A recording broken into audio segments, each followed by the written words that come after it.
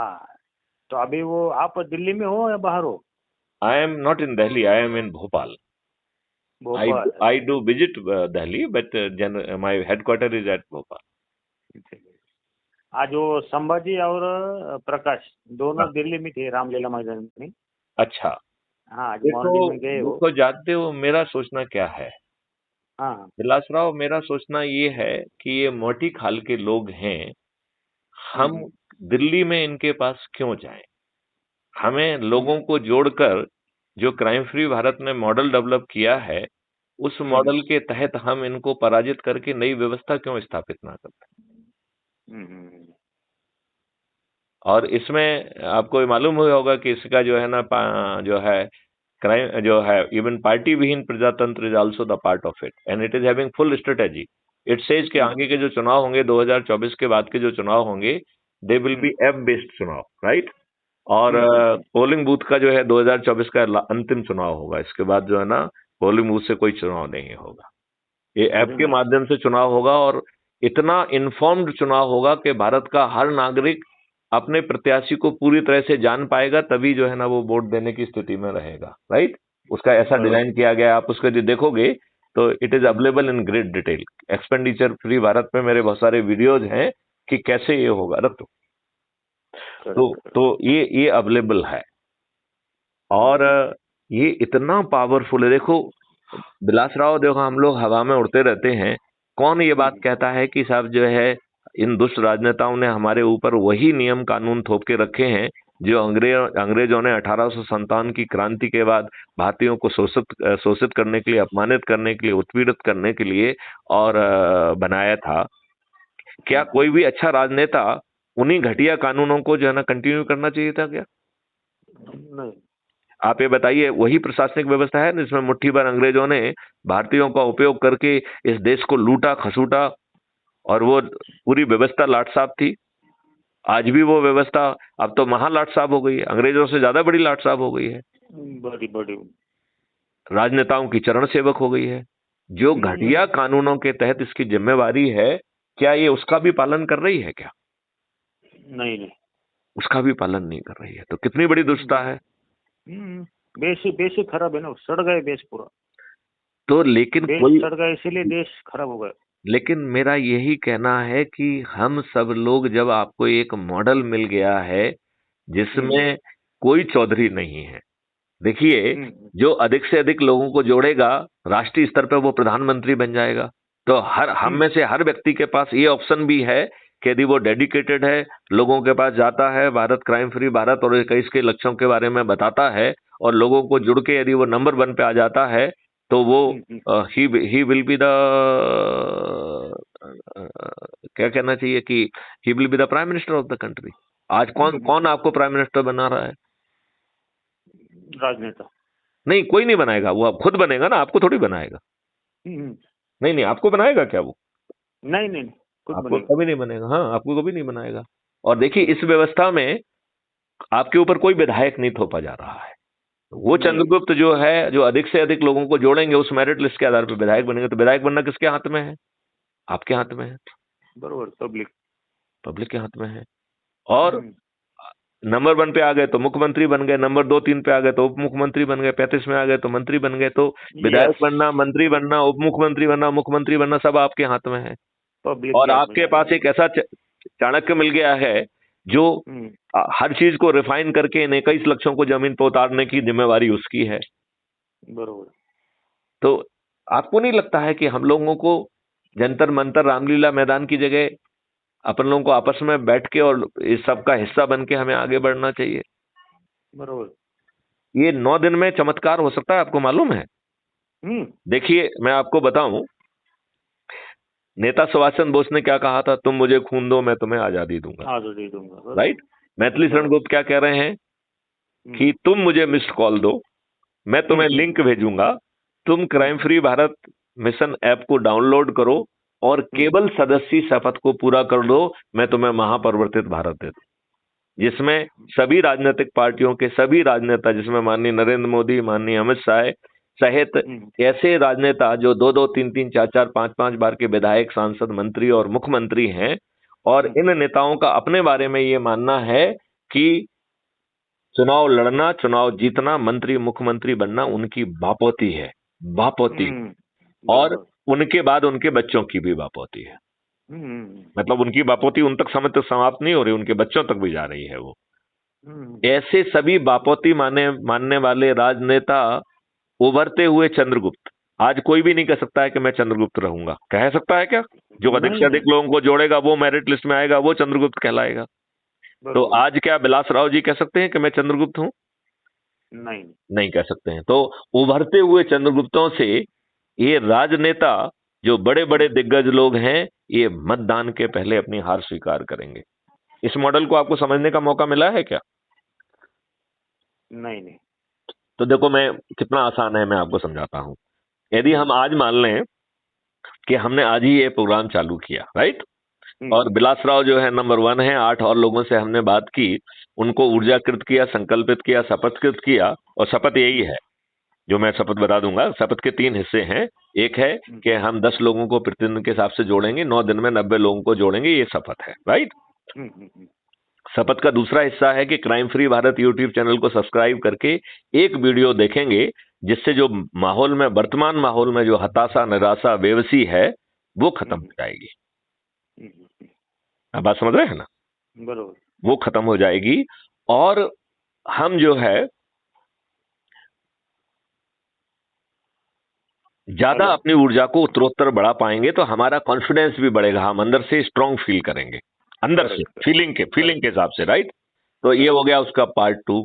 और पार्ट 3 क्या कह रहा है कि जो भी मेरिट लिस्ट से बनके चंद्रगुप्त बनेगा, उसको टिकट तो अपने आप मिल ही जाएगा चल के। वो जो है, हम छत पे चढ़ेंगे, थाली बजाएंगे, दीपक जलाएंगे, और मान लेते हैं कि बिलासराव चंद्रगुप्त बन गए हैं, तो बिलासराव हमारे चंद्रगुप्त हैं। मैं उन्हें संकल्प, शपथ और उद्घोष के साथ विजयी बनाऊं, राइट। अब ये बताओ, जब चारों तरफ जो है ना इस तरीके का उद्घोष हो रहा होगा,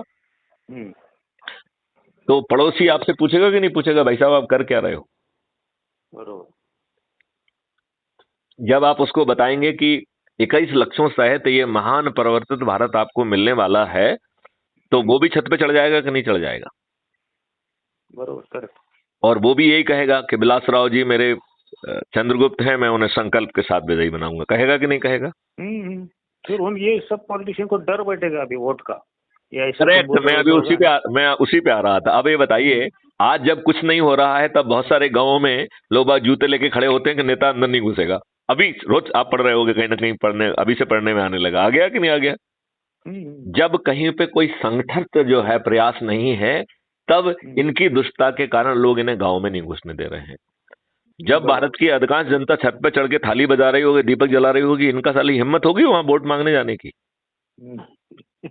नहीं, आपका क्या कहना है? इनको वोट मांग नहीं होगी।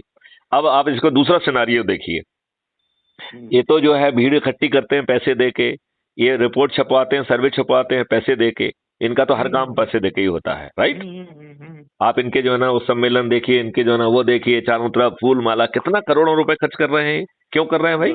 अपने काम से करो ना, वो तो करना नहीं है, वो तो मूर्ख बनाना है, राइट। तो आप ये देखिए, आप ये ध्यान से इस बात को देखिए कि जब मैथिली शरण गुप्त अपने सदस्यों से कहेंगे कि भैया इस बार यदि आपके पास ये आए तो 500 रुपए भी लेना, और इनके साथ जाना, खूब जो है ना पार्टी वार्टी करके आना, लंच डिनर करना, और इनका जो भाषण है वो ध्यान से सुनना। यदि ये एक भी बात गलत करें तो इनकी हुटिंग कर देना, ठीक है ना। अब बताओ, ये हुटिंग के डर से इन्हें धीरे धीरे आम सभा लेने में डर लगने लगेगा कि नहीं लगने लगेगा? श्योर। नहीं, आपका क्या कहना है? डर लगेगा ना। तो पहले घुसने में डर लगने लगा, अब आम सभा लेने में डर लगने लगा। अब अपन तीसरे पॉइंट पे चलते हैं। सब चैनल, सब मीडिया इनकी गोदी मीडिया है, राइट। नौकर है उनकी। हाँ, नौकर है। तो आप छत पे चढ़ के थाली बजा रहे होंगे और चारों तरफ थाली बज रही होगी, तब भी इन अंधों को दिखाई नहीं देगा। दिखाई देगा क्या? नहीं दिखाई देगा। तो ये नहीं देखेंगे, तो हालत वही नहीं हो जाएंगे जो कि इमरजेंसी के समय थे कि कोई ऑल इंडिया रेडियो नहीं सुनता था, क्योंकि ऑल इंडिया रेडियो की क्रेडिबिलिटी 0 थी, ठीक है नहीं थी। इमरजेंसी में यही था कि नहीं था? इमरजेंसी में था। जब आप छत पे चढ़ेंगे और यही सब हो रहा होगा, तो जिन चैनल में आपका जो है उद्घोष नहीं दिखाया जाएगा, उस चैनल को आप देखेंगे क्या? नहीं देखेंगे। नहीं देखेंगे। तो इसकी टीआरपी जीरो पे पहुंचने लगेगी कि नहीं पहुंचने लगेगी? खत्म हो जाएंगे उसकी टीआरपी। तो नहीं नहीं, तो वो होशियार लोग हैं ना, ये अपनी टीआरपी थोड़ी खत्म होने देंगे, तो फिर ये आपका कवर करेंगे, राइट? जब चारों तरफ उद्घोष हो रहा होगा और इसे एक मजबूरी में कवर करेंगे, तब आप मुझे ये बताइए, ये जब एंकर इन राजनेताओं से पूछेगा भाई साहब क्या कहना है, तो उनके पास नजरें नीचे झुकाने के अलावा और कोई विकल्प होगा क्या? नहीं होगा। तो क्या ये मतदान के पहले ऐसे कद्दावर नेता जो दो दो तीन तीन चार चार पांच पांच बार के विधायक, सांसद, मंत्री और मुख्यमंत्री रहे हैं, आप बताइए वो चुनाव के पहले हार स्वीकार करेंगे कि नहीं करेंगे? करेंगे।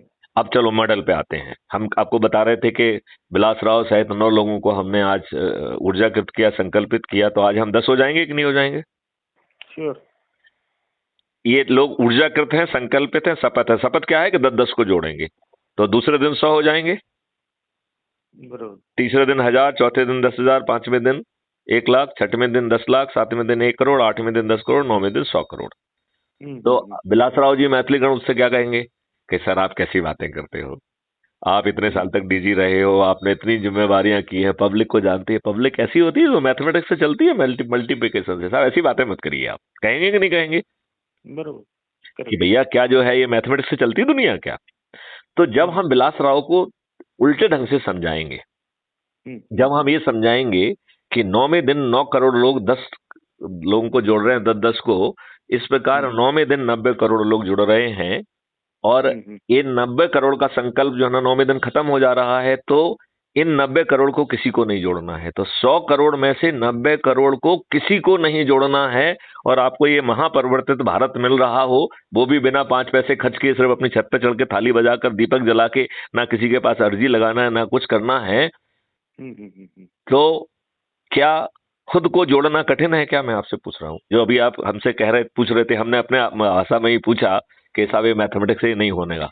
तो अब मैं आपसे उल्टा पूछता हूं, यदि आपको इस भाव में ये महापरिवर्तन मिल रहा है, तो खुद को जोड़ना, जिसमें 90% लोगों को सिर्फ जोड़ना है, इतना ही पर्याप्त है, क्या ये कठिन है? नहीं नहीं, बहुत आसान है। ओके, अब एक दिन पहले चलते हैं। 8वें दिन 9 करोड़ लोग जो है जुड़ रहे हैं, जिनको एक दिन बचा हुआ है, और 10-10 लोगों को जोड़ना है। तो पूरी पॉपुलेशन में मात्र 9 करोड़ लोगों को ही 10 लोगों को जोड़ना है, जो कि 9% से भी कम हुआ। चलो यदि अपन 100 करोड़ में माने तो 9% मान लेते हैं, तो 9% लोगों को ही 10-10 लोगों को जोड़ना है।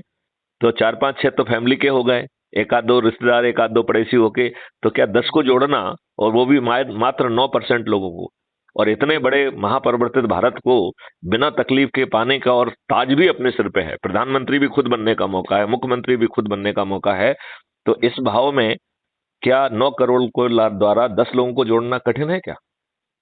नहीं नहीं, आसान है ना? आसान है, बहुत आसान है। चलिए अब अपन पहले चलते हैं मैथिली और उसमें हमारे लिए तो बहुत आसान है। मैं वही कह रहा हूं ना, अब अपन शुरू में आ जाते हैं। पहले मैथिली शरण गुप्त ने जो स्टार्ट किया था, उनके पास कितने दिन थे? 9।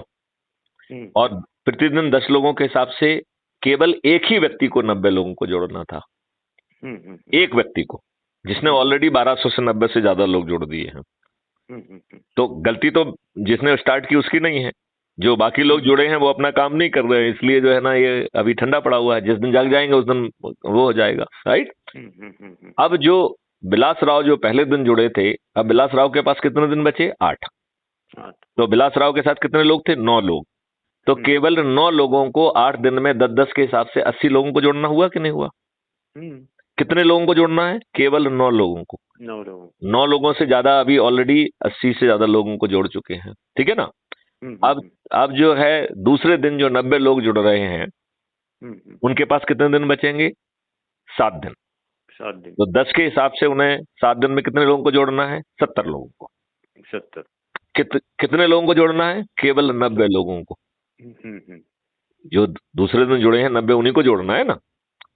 तीसरे दिन 900 लोग जुड़ रहे हैं, उनके पास कितने दिन बचे? 6। तो केवल 900 लोगों को ही 60-60 लोगों को जोड़ना है, राइट? बरोबर। अब अगले दिन चलते हैं, चौथे दिन। तो चौथे दिन 9000 लोग जुड़ रहे हैं, और दिन बच रहे हैं 5।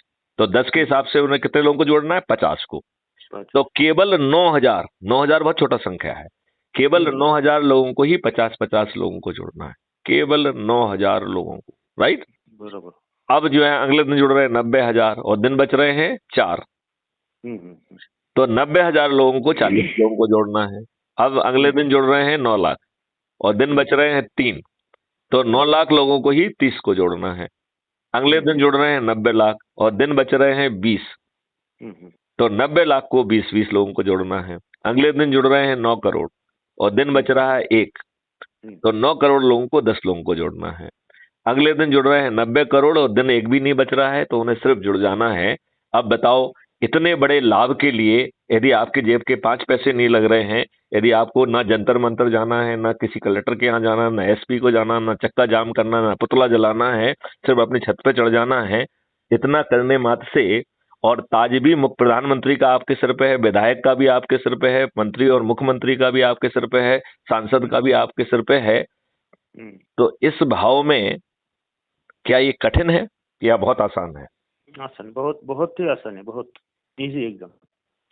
तो आपको नहीं लगता है कि जंतर मंतर में या रामलीला मैदान में हमको नहीं जाना चाहिए? क्योंकि ये तो दुष्ट लोग हैं। देखो, अन्ना हजारे जैसे पुण्यार्थी को भी अंत में इन्होंने लठियां बजाई थी कि नहीं बजाई थी?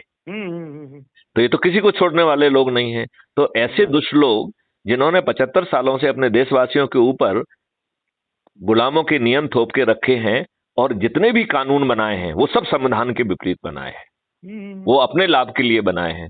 तो संविधान की व्यवस्था के विपरीत कानून क्यों बनना चाहिए था?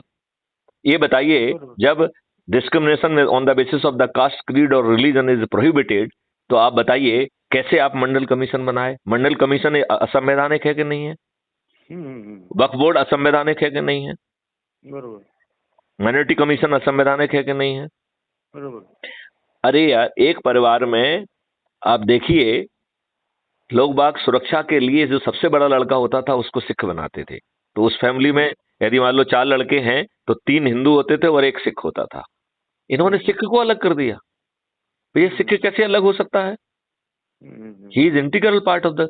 जैन कैसे अलग हो सकता है हिंदुओं से? Integral part of the Hindus.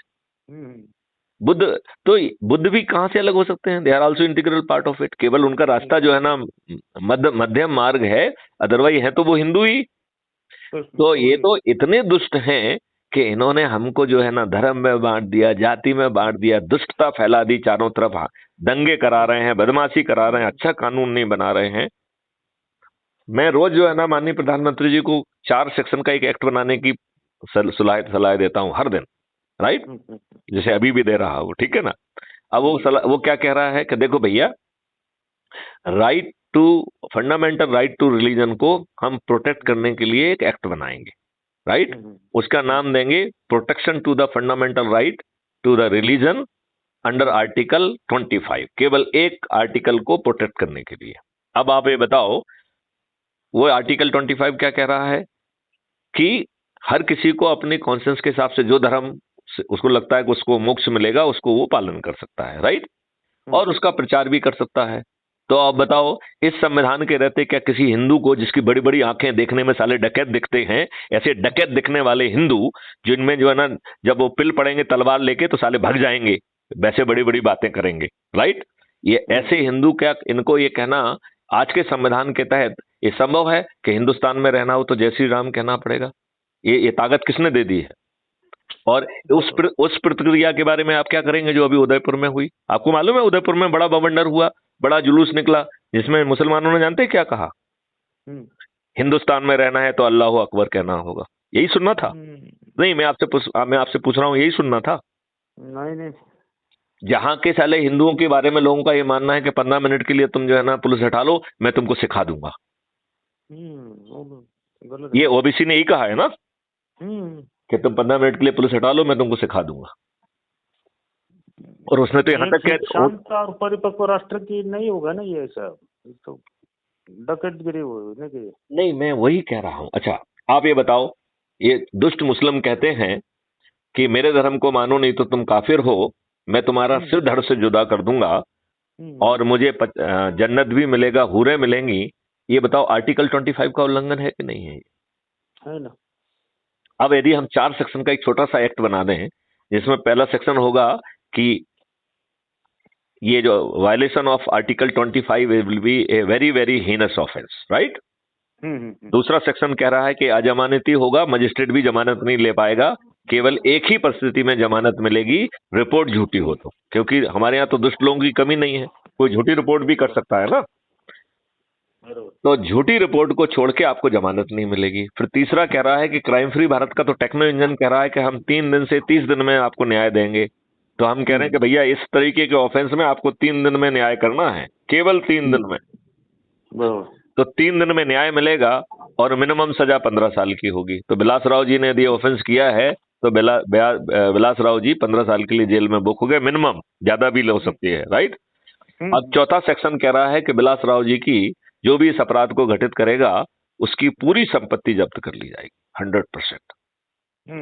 फिर उसी सेक्शन में पार्ट 2 कह रहा है कि यदि बिलास राव जी के पीछे या इस एक्ट को वायलेशन करने वाले किसी अपराधी के पीछे यदि कोई भी संस्था खड़ी हुई है तो उस संस्था को अवैधानिक घोषित कर दिया जाएगा और उसकी भी पूरी संपत्ति जब्त कर ली जाएगी। अब मैं आपको बिलास राव जी चुनौती देता हूं, आपकी औकात है कि आप कोई दंगा फसाद या आर्टिकल 25 का उल्लंघन करने, आपकी किसी मुस्लिम की, किसी हिंदू की, किसी जैन की, बुद्ध की, क्रिश्चियंस की, किसी की औकात है क्या? नहीं। इसमें पैसे खर्च हो रहे जेब से क्या? नहीं। आपकी लोकसभा और राज्यसभा में मेजोरिटी है। जब मैथिलीषण गुप्त जो है 4 महीने से चिल्ला रहे हैं तो भाई साहब करने में कितना देर लगता है, इसको लिखने में कितनी देर लगेगी? 15 मिनट। और हाँ की जीत और ना की हार के सिद्धांत के तहत से कानून बनाने में कितनी देर लगेगी? दूसरे 15 मिनट। 1 घंटा में ये कानून बन जाएगा कि नहीं बन जाएगा? बराबर। मैक्सिमम बहुत होगा, 1 दिन पकड़ो, ज्यादा से ज्यादा चलो 1 दिन पकड़ लेते हैं। तो आप बताओ 1 दिन में ये काम हो सकता है? तो आप बताओ मणिपुर जैसे कोई चीज होगी क्या? क्या जो हरियाणा में अभी जो नंगा नाच हुआ जिसमें सरकलम कर दिया गया, किसी की औकात है कि ये कर दे? ना हिंदू की, ना मुस्लिम की, ना सिख की, ना ईसाई की, ना क्रिश्चियन की, किसी की भी नहीं। कोई घर गृहस्थी ऐसा कर नहीं सकता। फिर तो भाई साहब जो है ये दुष्ट राजनेता तो ऐसा बनाने से रहे। तो भैया इनको हरा के हमने आपको इतना अच्छा मॉडल दे दिया, तो आपको नहीं लगता कि सब लोगों को इसी से जुड़ जाना चाहिए? और यदि जो दुष्ट नहीं जुड़ रहे हैं, इसका मतलब है वो देश का उनके लिए भला नहीं है, वो अपनी प्रभुताई देख रहे हैं। मैं प्रेसिडेंट, मैं फलाना, ऐसी कम तैसी तुम्हारी प्रेसिडेंट की। तुम्हारे एक तो तुम साले सीट नहीं जीत पाओगे, फिर काहे के प्रेसिडेंट हो? इसलिए कि दूसरे लोगों से जो है ना पैसा लेके उनका इनकम टैक्स बचा के जो है ना कुछ छोड़ा हुआ तो अपने खाने के लिए, जीवन यापन के लिए व्यवस्था कर रहे हो। ये इस काम के लिए आपने पॉलिटिकल पार्टी बनाई हुई है, काहे के लिए बनाई हुई है? जब आप एक व्यक्ति को जिताने की औकात नहीं रख रहे हैं तो काहे के लिए पॉलिटिकल पार्टी बनाई है? वो तो पूरा उनका धंधा हो गया ना वो। तो भैया ये तो फिर तो आप धंधे वाले कहलाए ना। जैसे धंधे वाली वेश्या को धंधे वाली कहते हैं, वो तो बेचारी पेट खाली होता है, अपना पेट पालने के लिए वेश्या बनती है, इसके पास कोई विकल्प नहीं है। तो ये धंधे वाले हो गए ना, ये तो वेश्याओं से भी बुरे कहलाएंगे। वो तो कम से कम बदल तो देते, ये तो कुछ भी नहीं करते, ऐसा ही खून चूसते। तो बिलास राव जी, हमारी वार्तालाप से आप कितने ऊर्जाकृत हुए हैं? एकदम ये बोलिए नहीं, क्या बोले, वो शब्द नहीं उसको।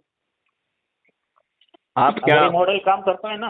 हाँ, नहीं ये मॉडल काम, यदि ये बताइए कि यदि हम लोगों को कोई नुकसान नहीं है, हमारे जेब के 5 पैसा खर्च नहीं हो रहे हैं, ताज भी हमारे सिर पे है, प्रधानमंत्री भी हम बन रहे हैं, मुख्यमंत्री भी हम बन रहे हैं, और वो भी ऑब्जेक्टिव और ट्रांसपेरेंट तरीके से हर किसी को ऐसा बनने का पूरा अवसर है, और परिवर्तित भारत मिल रहा है और गारंटी के साथ मिल रहा है। तो आप बताओ जो है ना, ये कैसे जमीन पे नहीं उतरेगा? पर अभी क्या होगा, मिडल जो कॉमन मन है ना, कॉमन मन, इसको सर माथे उठा के घूमेगा ये मॉडल को।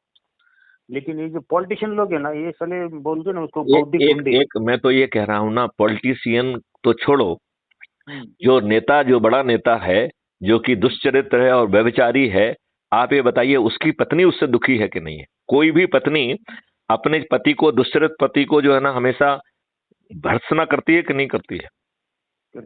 आपको नहीं लगता है कि ऐसे दुष्चरित्र नेताओं की पत्नियां भी जब उन्हें ये ऐसा मॉडल मालूम चलेगा तो वो, हाँ, तो ऐसा मॉडल, यदि ऐसा मॉडल मालूम चलेगा तो वो जो है उससे जुड़ने के लिए जुड़ जाएंगे, उनके बच्चे जुड़ जाएंगे जो कि अच्छे चरित्र के होंगे। वैसे तो अधिकांश व्यभिचारी नेताओं के बच्चे भी उसी कैटेगरी के होते हैं, उन्हें वही संस्कार मिले होते हैं, लेकिन उनमें से प्रहलाद जैसे यदि कोई अच्छा बच्चा होगा तो वो भी जो है ना क्राइम फ्री भारत से जुड़ जाएगा कि नहीं जुड़ जाएगा? Sure sure sure. तो जब इनके अपने घर के लोग इनके साथ नहीं रहेंगे तो बाकी लोग तो इनके साथ भाग जाएंगे कि नहीं भाग जाएंगे? भाग जाएंगे, बराबर। तो आपने ऐप को डाउनलोड किया है क्या? नहीं नहीं, मुझे पर्सनल व्हाट्सएप में आईडी पे आपको हाई करता हूँ। मैं अभी, हाँ, आप मुझे हाई कर दीजिए, मैं आपको एसएमएस में भी दे देता हूँ और व्हाट्सएप पे भी दे देता हूँ, ठीक है ना? ठीक है ठीक है। तो और उसमें मैं क्या करता, इधर हाँ, मराठी में कर, आपने जितना भी समझा है ना, हाँ हाँ, उसमें एक मराठी में करके आर्टिकल की तो या मराठी में लोगों को अच्छा समझेंगे नहीं कि महाराष्ट्र में। बिल्कुल, बहुत सही आप कह रहे हो। देखो, महाराष्ट्र में तो इन्होंने नंगा ही नाच कर दिया है। यहाँ पे भोपाल में आके माननीय नरेंद्र मोदी जी कह रहे थे हम ईडी करेंगे, फलाना करेंगे, और जिसके ऊपर ईडी का छापा मारना था उसे ही उप मुख्यमंत्री बना दिया। मतलब दुष्ट, आप ही बताइए ना दुष्टता क्या है भाई? बराबर है। तो मैं आपको जो है 3-4 डॉक्यूमेंट, पहले तो एक लिंक भेजता हूँ, सबसे पहले आप लिंक से जुड़ जाइए। जब आप लिंक से जुड़ जाएंगे तो फिर मैं आपको कुछ डॉक्यूमेंट भेजूंगा, तो जो उन डॉक्यूमेंट को फिर आप ट्रांसलेट कर लीजिएगा और वो भेज दीजिएगा। और ट्रांसलेशन यदि आप हमारे पास भेजेंगे तो हम भी उसको जो है अपने उसमें भी वेबसाइट पे भी पब्लिश कर देंगे, तो लोगों को जो है समझने में सुविधा होगी। ठीक है, ठीक है कि नहीं? Yes yes yes. तो अब इस संवाद को यहीं पे समाप्त करें। Yes yes yes. जो अभी आप, वो बोलना ये था कि वो जो इधर जो सुसाइड हो रहे थे ना, जो कर्ज करके लोगों को, वो साहूकार लोग तकलीफ दे रहे, बैंक वाले तकलीफ दे रहे लोगों को, नहीं क्या? हाँ हाँ, उसके लिए संभाजी को बोला था थोड़ा उधर प्रेजेंटेशन जाओ आप, नहीं क्या? तो उनको आज मॉर्निंग के फ्लाइट में भेज दिया 5:30 बजे के। अच्छा, तो बोला अभी एक गरीब के लिए वो कोशिश कर रहे हैं ना, तो अभी इतना लोग सुसाइड कर रहे गरीब, वो बड़े देखो बड़े मैं तो बड़ी उद्योगपति का लोन माफ कर रहे। मैं तो बड़ी बात कह रहा हूँ कि ये दुष्ट तो करेंगे नहीं। जब मैथिली संघोध कह रहे हैं कि किसानों की आमदनी 5 गुना हो जाएगी, किसी से कर्ज नहीं लेना होगा, हर व्यक्ति के 2 अकाउंट होंगे, एक अर्निंग अकाउंट, एक कॉस्टलेस सेटलिंग अकाउंट। यदि आपके अर्निंग अकाउंट में पैसा नहीं है और आपने चेक काट दी तो आपके ही कॉस्ट सेटलिंग अकाउंट से उतना एंट्री डिबिट करके मिल जाएगा, आपको किसी के सामने हाथ नहीं फैलाना होगा। तो हमारे किसानों को फिर आत्महत्या करना पड़ेगी क्या? उन्हें बैंकों से ऋण चाहिए होगा? नहीं चाहिए होगा। और उनकी आमदनी तो 4 गुना 5 गुना होने वाली है, तो समृद्धि संभाले नहीं संभलेगी, और वो समृद्धि फिर बांटने का भी मॉडल है। तो ये भारत एक महासमृद्ध देश होने वाला है। मेरा तो ये मानना है कि अब इन दुष्टों के सामने ना तो हमें प्रदर्शन करना चाहिए, यदि उतनी एनर्जी को हम बचा के लोगों तक पहुंच के लोगों को जोड़ देंगे तो ये वो हो जाएगा। और यदि हम में मादा है, और यदि हम अधिक लोगों को जानते हैं, अधिक लोगों को जोड़ सकते हैं, तो हमें महाराष्ट्र का मुख्यमंत्री बनने का भी मौका मिल सकता है और देश का प्रधानमंत्री बनने का भी मौका मिल सकता है। ये तो पारदर्शी तरीका है। कॉमन मैन के हाथ में आ जाएंगे ना पूरा रिमोट कंट्रोल। वही मैं कह रहा हूं कि कॉमन मैन के हाथ में ताज आ जाएगा, रिमोट कंट्रोल तो मैथिली शरणगुप्त के हाथ में रहेगा। क्यों? क्योंकि मैथिली शरणगुप्त का कमिटमेंट है कि 21 लक्षों को जमीन पे उतारेंगे। तो यदि वो रिमोट कंट्रोल जनता को दे देंगे तो फिर 21 लक्ष कैसे जमीन पे उतरेंगे? तो ताज देंगे उनको प्रधानमंत्री बनाएंगे, राइट? लेकिन जो है कंट्रोल तो मैथिली शरणगुप्त का ही रहेगा। बरोबर। क्योंकि 21 लक्ष जरूरी है कि नहीं है? जरूरी है ना? चलिए, तो इसी के साथ जो है ना इस वार्तालाप को बंद करते हैं। ठीक है, ठीक है। चलिए, जय हिंद, जय भारत, वंदे मातरम। जय भारत, जय Bharat, have a nice day.